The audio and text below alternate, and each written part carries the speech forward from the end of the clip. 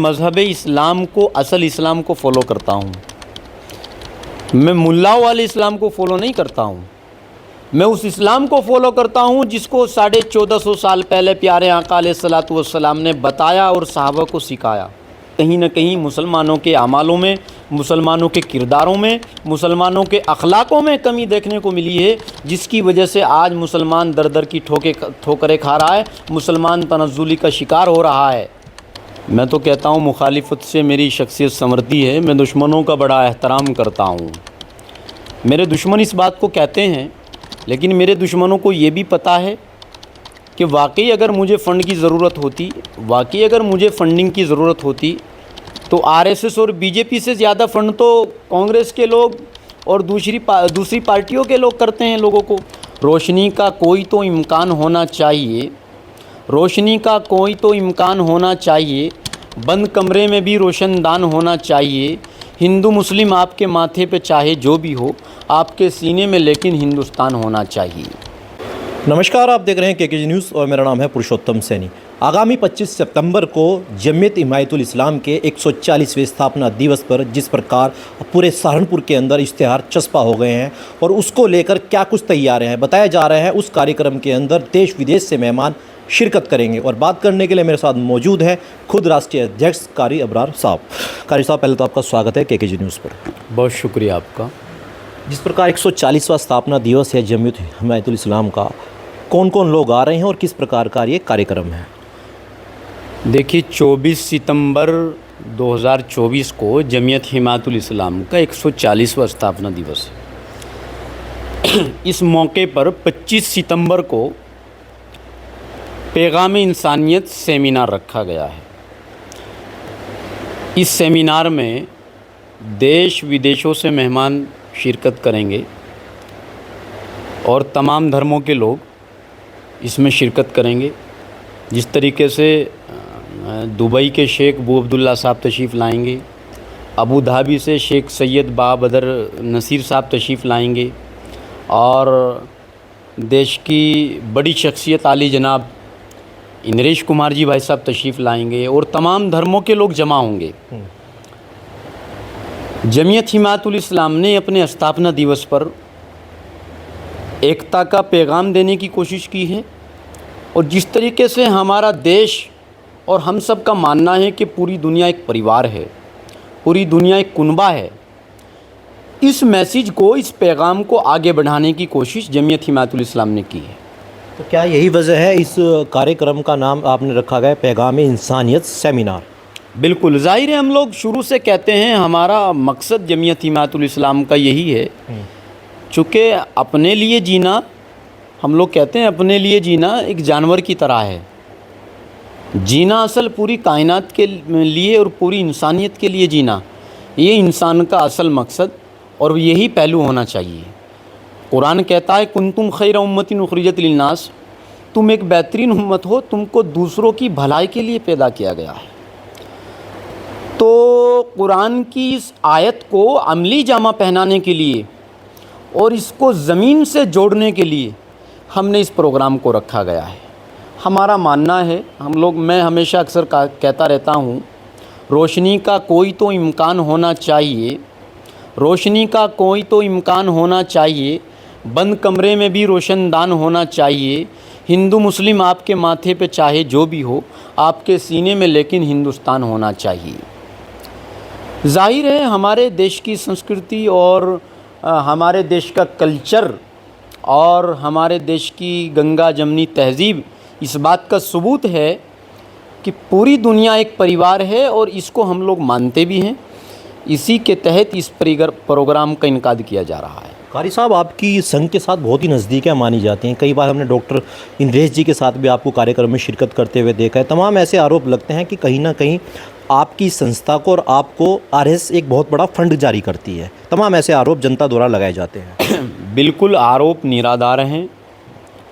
मैं तो कहता हूँ मुखालिफत से मेरी शख्सियत संवरती है। मैं दुश्मनों का बड़ा एहतराम करता हूँ। मेरे दुश्मन इस बात को कहते हैं, लेकिन मेरे दुश्मनों को ये भी पता है कि वाकई अगर मुझे फ़ंड की ज़रूरत होती, वाकई अगर मुझे फ़ंडिंग की ज़रूरत होती, तो आरएसएस और बीजेपी से ज़्यादा फ़ंड तो कांग्रेस के लोग और दूसरी पार्टियों के लोग करते हैं लोगों को, जिन लोगों ने इस देश में बड़े बड़े आतंकवादी तैयार किए, जिन लोगों ने इस देश में बड़े बड़े हादसात को अंजाम दिया, जिन लोगों ने इस देश में बड़े बड़े आतंकवाद को बढ़ावा दिया। जमीयत हिमायतुल इस्लाम का मकसद रोज़े अव्वल से रहा है। 1884 में जमीयत हिमायतुल इस्लाम की बुनियाद अल्लामा मोहम्मद शिबली नोमानी साहब ने रखी थी और आज तक रोज़े अव्वल से जमीयत हिमायतुल इस्लाम का मकसद रहा है इंसान और इंसानियत के लिए काम करना, तालीम एजुकेशन के लिए काम करना, मोहब्बत के लिए काम करना, तालीम तहज़ीब तरक्की के लिए काम करना। और जो लोग इस बात को कहते हैं कि इनको आरएसएस के लिए आरएसएस से फंडिंग होती है, बीजेपी से फंडिंग होती है, हमारा कसूर सिर्फ़ और सिर्फ ये है कि हम बीजेपी और आरएसएस को मुसलमानों की तनज़्ज़ुली का ज़िम्मेदार नहीं ठहराते। हम लोग मानते हैं कि आज जो भी हालात हैं वो मुसलमानों की अपनी कमज़ोरियों की वजह से हैं, अपनी नाकामियों की वजह से हैं। चूँकि हमारा कुरान पर यकीन है, कुरान कहता है वअंतुम लअलाउना इन कुंतुम मुमिनीन, कि तुम ही सर बुलंद होंगे अगर वाकई तुम मोमिन हो। मैं इस बात को मानता हूँ, रोज़े अव्वल से मानता हूँ कि वाकई कहीं ना कहीं मुसलमानों के अमालों में, मुसलमानों के किरदारों में, मुसलमानों के अखलाक़ों में कमी देखने को मिली है, जिसकी वजह से आज मुसलमान दर दर की ठोकरें खा रहा है, मुसलमान तनज़्ज़ुली का शिकार हो रहा है। एक किसी साहब ने कहा है, मुद्दत से यूं ही कच्चे मकानों पे खड़ी है, तहज़ीब तबाही के दहानों पे खड़ी है। जिस कौम ने बदला था ज़माने का मुक़द्दर, वो कौम नजूमी की दुकानों पे खड़ी है। जिस कौम ने ज़माने का मुक़द्दर बदला, जिस कौम ने पूरी दुनिया को आईना दिखाया, जिस कौम ने हमेशा पूरी दुनिया की रहबरी की, वो कौम आज नजूमियत का शिकार हो रही है। और फिर वो लोग ठीकरा फोड़ रहे हैं हुकूमत पर, ठीकरा फोड़ रहे हैं आरएसएस पर, ठीकरा फोड़ रहे हैं बीजेपी पर। हम लोग किसी पर ठीकरा फोड़ने वाले नहीं हैं। हम लोग अपनी नाकामियों के ज़िम्मेदार, अपनी बदआमालियों के ज़िम्मेदार, अपने नाकामों के ज़िम्मेदार खुद हैं। इसी वजह से हम आरएसएस और बीजेपी को गाली नहीं देते। यही वजह है कि लोग कहते हैं कि इनको तो आरएसएस से फंडिंग होती है, इनको तो बीजेपी से फंडिंग होती है, बस ये वजह।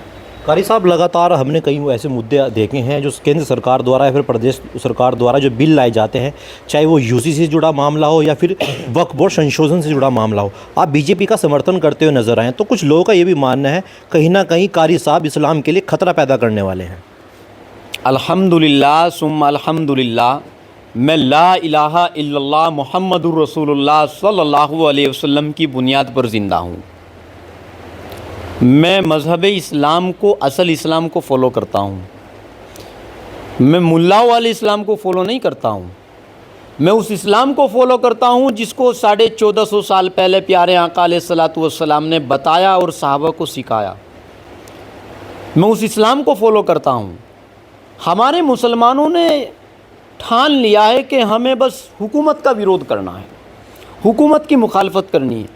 अरे भाई, हुकूमत बहुत सारे अच्छे काम भी कर रही है, उन कामों की हमें सराहना करनी चाहिए, उन कामों पर हुकूमत का खैर मकदम करना चाहिए, हुकूमत का साथ देना चाहिए। अब वक्फ बिल पर चर्चा हो रही है पूरे देश के अंदर। वक्फ बिल को हुकूमत जो लेकर आई है, क्या कोई मुसलमान बता सकता है कि आज तक वक्फ बोर्ड की तरफ से किसी मुस्लिम बच्ची की शादी हुई हो, किसी यतीम मिस्किन की तालीम का इंतज़ाम हुआ हो, किसी बेसहारा किसी यतीम को घर मिला हो, किसी बेघर को घर मिला हो? आज भी मुसलमानों के अंदर, मुसलमानों के घरों के अंदर बहुत सारी बहन बेटियां, जवान ऐसी बैठी हैं जिनकी उम्र 20 साल से ज़्यादा हो गई। उनके वालिदैन उनकी शादियां करने से कासिर हैं और आज तक वक्फ बोर्ड की इतनी हिम्मत नहीं हुई कि किसी एक बहन बेटी की शादी करा सकें, किसी एक यतीम बच्चे की तालीम की फ़ीस का इंतज़ाम कर सके, किसी एक बेघर को, किसी एक बेसहारा को घर दिला सके। तो जो वक्फ बोर्ड आज तक मुसलमानों का भला नहीं कर सका, वो आगे कैसे भला कर सकता है? और भला हो भी कैसे जब भला भूमाफिया वक्फ अपराधी होने दें। भूमाफियाओं ने, वक्फ माफियाओं ने पूरी तरीके से पूरे वक्फ बोर्ड पर कब्ज़ा करके रखा है।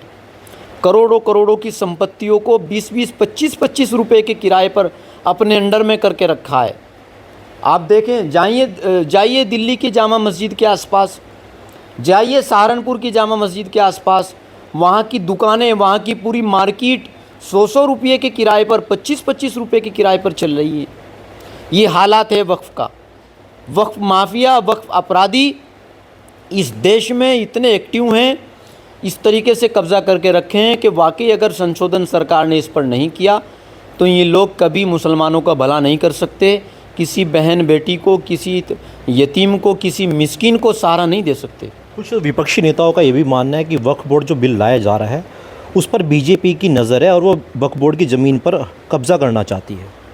कहीं कोई आदमी मुझे दिखाएं कि इस बिल पर, इस कानून में लिखा हुआ है कि सरकार ज़मीन को हड़प लेगी, सरकार खानकाहों पर कब्ज़ा कर लेगी, सरकार मस्जिदों पर कब्ज़ा कर लेगी।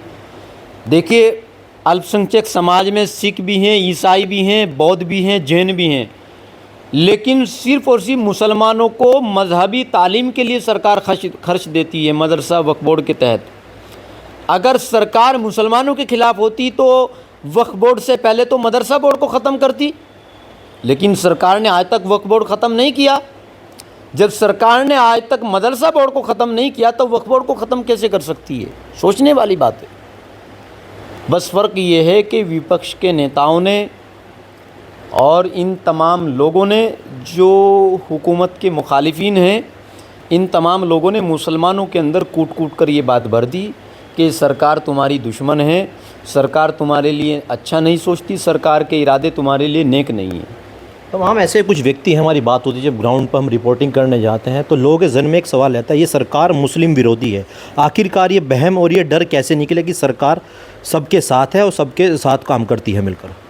देखिए, मैं सरकार का सदस्य तो नहीं हूँ, लेकिन एक बात बड़ी ज़िम्मेदारी से कह सकता हूँ कि पिछले 10-11 सालों से मोदी जी के नेतृत्व में सरकार चल रही है।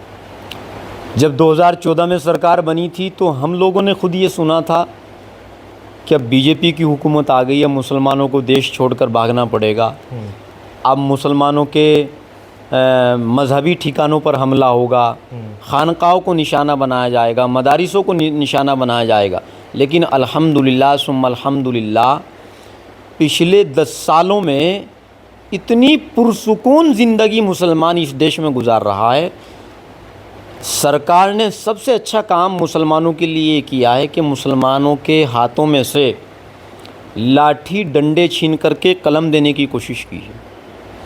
ये सरकार का मुसलमानों के ऊपर इतना बड़ा एहसान है और इस एहसान को मुसलमान आज मानने के लिए तैयार नहीं है। इस एहसान को मुसलमान समझेगा आज से 20-30-50 साल के बाद, जब ये जो पेड़ लगाया है हुकूमत ने, जब इस पेड़ का फल तैयार होगा। फल का मतलब जो बच्चे आज तालीम की तरफ रुजू हो रहे हैं, तालीम को बढ़ावा दे रहे हैं, जो बच्चे पढ़ लिख करके प्रोफेसर बनेंगे, IPS IAS बनेंगे, तब मुसलमानों को पता चलेगा कि हाँ वाकई ये बच्चा बीजेपी की हुकूमत में पढ़ लिख करके IPS IAS बना है, आज इससे मुसलमानों को फ़ायदा हो रहा है। चलिए, बहुत बहुत शुक्रिया। तो ये थे जमीयत हिमायतुल इस्लाम के अध्यक्ष कारी अबरार जमाल, जिन्होंने